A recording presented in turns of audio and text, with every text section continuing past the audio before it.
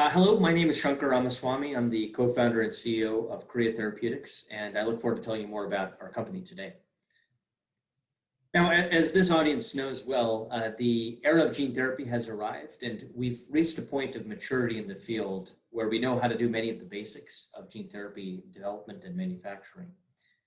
And what's striking still in the field today is that most companies, with good reason, are focused on rare and ultra-rare monogenic diseases. And this is a good application of gene therapy to correct a defective gene and correct the disease. But our goal here at Kriya is to think about how we can expand the field of gene therapy to tackle much more prevalent diseases where the biology is still well understood, and we can think about gene therapy as a technology delivery vehicle to deliver a range of proteins of known therapeutic relevance. And what we're building at Kriya is a fully integrated gene therapy platform to systematically address these highly prevalent and serious diseases at scale. For us, there's three core components to this. One is having tight academic collaborations in place with leading research and university groups around the world. And we can build off of some of the great science that they've put to work and have advanced in their own capabilities. The second is having proprietary tools and algorithms marrying computer science with some of the latest understandings in vector design, and with a particular focus and emphasis on thinking about how we can minimize immunogenicity, enhance expression, and improve manufacturability of our products. And lastly, scalable infrastructure is a big part of what we do. We have a 51,000 square foot manufacturing facility in North Carolina with full GMP capability online next year. And this gives us the capability to produce our own material from early stage development all the way through late phase clinical trials. Now, I started the company together with Roger Jeffs and Fraser Wright. Fraser, I'm sure many of you know from the field of gene therapy. And we've expanded our team to include folks from many of the leading first generation gene therapy companies and pioneers in this space. And we're very excited to have that talent on the team. Our core technology objectives at Kriya are really to rationally design our gene therapies to achieve a few key objectives. One is reducing immunogenicity, and with a particular focus on thinking about how we can drive durable and safe and robust clinical expression over time. We're also focused on improving manufacturability. So part of that comes with the manufacturing process and scale itself, but thinking about how we can design our constructs to actually reduce some of the core elements that might introduce complexities down the road of manufacturing. And then the third piece is thinking about targeted delivery. How can we have focal protein expression within the relevant tissue, often with a direct-to-tissue delivery approach? And our approach, as I mentioned, is to really think about this in a rational perspective and how we can design each of the core elements of our vectors with those principles in mind. But what we're building here is a modular platform for new therapeutic construct generation to really have the ability to exchange different expression cassettes within a largely similar vector backbone that we've designed and will continue to iterate on. And this platform can be mobilized to rapidly generate new therapeutic constructs for multiple diseases, including programs that we internally generate ourselves, as well as programs that we in-license or partner with academic groups. Now, we are squarely focused at Kriya on addressing manufacturing, which remains the biggest challenge in gene therapy. And as you all well know, manufacturing gene therapies is quite a complex thing to do with very long and inefficient processes and complex and huge bottlenecks in the assays to release the products themselves. Now, the CMO capacity remains overbooked and expensive, and the timelines and cost to get in the door can be prohibitive for many companies.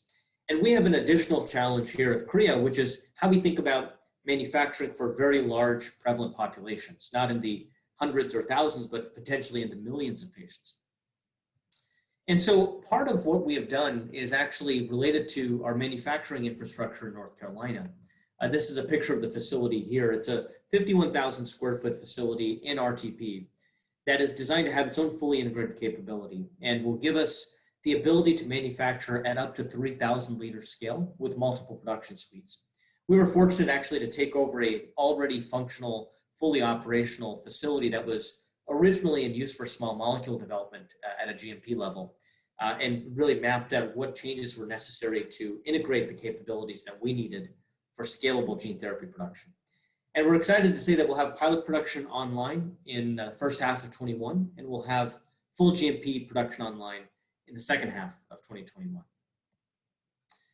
We were fortunate to complete a successful Series A financing earlier this year, and we raised over $80 million in that round from a broad syndicate of investors. And our initial therapeutic focus areas at Kriya are listed on the screen here. What we've disclosed publicly in our pipeline is in metabolic disease, and I'll spend a little bit of time walking through those programs. But we have active interest in multiple other disease areas, as you can see here. Now, to spend a minute on our metabolic disease pipeline, this is listed here. I'll start by talking about the KT-A112 program, which comes from the lab of Fatima Bosch at University Autónoma de Barcelona, a leading group in metabolic disease gene therapy. And this is an approach that is directed for type 1 diabetes and insulin deficient type 2 diabetes, conditions where the body's own ability to produce insulin on its own is impaired. Now, the current standard of care for this population is exogenous insulin, and giving by subcutaneous injection exogenous insulin, starting with a long-acting basal form of insulin that's given at the same time every day, on top of which more rapid-acting forms of insulin can be layered. And the goal is to stay within a tight range of normal, but this is a big challenge for patients, given many of the complexities in glycemic management and the complications involved. The approach here involves an approach that engineers the skeletal muscle to be a more efficient utilizer of glucose and controller of blood glucose. And it's taking advantage of a known physiology, which is that skeletal muscle is responsible for disposing of a majority of circulating blood glucose after meals. The strategy here is to develop a synergistic dual approach that simultaneously delivers a continuous and tonic low dose of insulin and selectively enhances skeletal muscle glucose uptake and phosphorylation after meals, with the ultimate goal of eliminating the need for complex exogenous insulin regimens altogether, or at a minimum substantially reduce that burden. Now, the mechanistic approach here is a co-delivery of AAV insulin and AAV glucokinase. The insulin is given at a constant basal level that is needed to ensure that glucose transporter 4, which is an insulin-dependent glucose transporter, is available at the cell membrane. This dose of insulin on its own is subtherapeutic, but really the principal purpose is to enable that internalization of glucose, where glucokinase can then be active in phosphorylating glucose into glucose 6-phosphate. And glucokinase is unique amongst the enzymes that do this in that it has a low affinity for glucose. So it's only functionally active when blood glucose levels are high. So you have a self-limiting mechanism with relatively low risk of hyperglycemia. And as I mentioned, the goals for us are to deliver a durable clinical benefit following one-time administration, substantially reduce or eliminate the need for exogenous insulin, and to address the broad patient population with type 1 diabetes and insulin-deficient type 2 diabetes. Now, to take you through some of the preclinical data, this is a insulin-dependent mouse model where these mice receive a toxin streptozotocin that kills pancreatic beta cells and reduces the ability of those cells to produce insulin. Now, within this model, the gene therapy was administered, and you can see in figure A that the untreated mice that received only the toxin had very poor glucose control, whereas the mice that received the gene therapy at a low dose had modest improvement, and at the mid and the high doses had improvement in line with healthy control animals. And this was seen on a different measure on a glucose tolerance test, where the mice that actually received the gene therapy had tight glucose control compared to those that did not.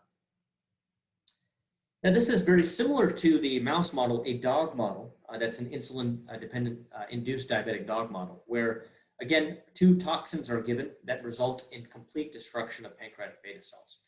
And this is a dog 1 month after diabetes induction that shows signs of hyperglycemia and apathetic behavior, as well as significant cachexia. Now, within this model, as you can see here, there are some challenges even with treating with exogenous insulin. And you can see in figure A, this is a measure of fasting blood glucose and insulin levels, and weight. And the gray bar is the tight range of normal that these dogs should be staying within. They're seldom within that range, even when receiving exogenous insulin at the regimen that is indicated for pet dogs with diabetes. And that was seen across different measures, looking at a glucose tolerance test in figure B, as well as looking at fructosamine in figure C. This is a measure of blood glycosylated proteins similar to hemoglobin A1C.